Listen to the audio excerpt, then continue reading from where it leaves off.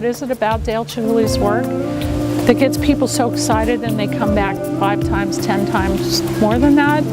And I think it's that one juxtaposition of the glass against nature, against plants, that's so creative and beautiful.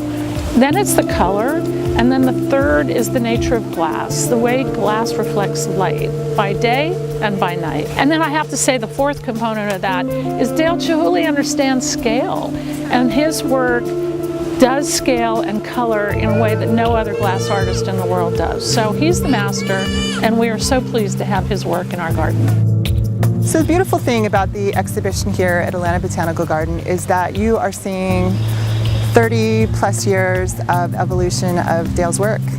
There's so many ties to historic and iconic projects that he made happen, starting with the mid-1990s all the way through to that first garden show at Gardenville Park Conservatory in 2001. So you really are seeing quite a bit of his history here in this one location.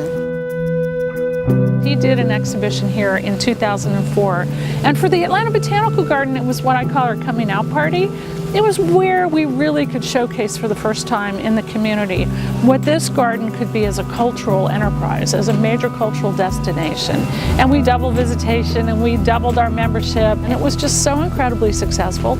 And for the city of Atlanta, it meant about $60 million in economic development, people coming in from all over the United States and elsewhere. So now we flash forward to 2016. I have been reaching out to Dale Chihuly and his people for the last 8 years, and during that time frame we've invested $110 million in new gardens, new facilities, the visitor center, the canopy walk. And so at some point about 2 years ago, Dale sent one of his lead designers to take a look at how this garden had changed, and of course we just blew him away. Couldn't believe that it was even the same garden, and now one of the top gardens in the United States. So of course they wanted to come back, and we love the idea of having them come back in our 40th year. The difference between 2016 and 2004 is really that Dale's been given this opportunity to create a whole new experience. So that, along with the fact that his work has evolved for the last 12 years, so both an opportunity to present some things that hadn't been seen before, and then here in this beautiful space.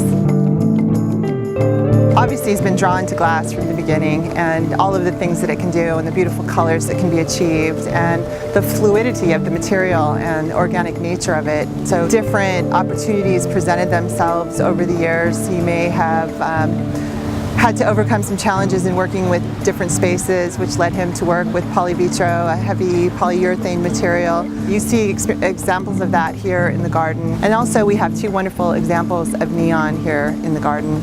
Most spectacular setting for the saffron neon tower at the end of the Sorza Woods. It's just, we're all so excited and really happy and pleased. And then there's a beautiful tumbleweed installation in the conservatory on the opposite end of the garden. So lots to see. His forms, the forms that he's become known for, are fairly organic in nature anyway. But just, over the evolution of him just trying to do different things, create new materials, take his glass and put it in a natural environment, it looks like it almost could be part of the natural environment. And at any regard, I think that would be something he would hope that people would experience at some point. Every day is a different day. He woke up one day in 1995 and decided he wanted to hang chandeliers over the canals of Venice. Who knows what tomorrow brings?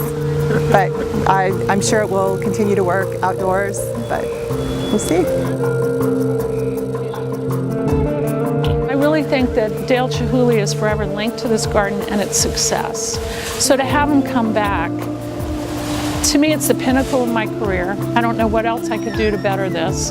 This is the top of the mountain, so it's emotional in a good way. And I'm proud of it, and I always want to remind people that it happened not because of me, it happened because of the people who were involved in this wonderful botanical garden.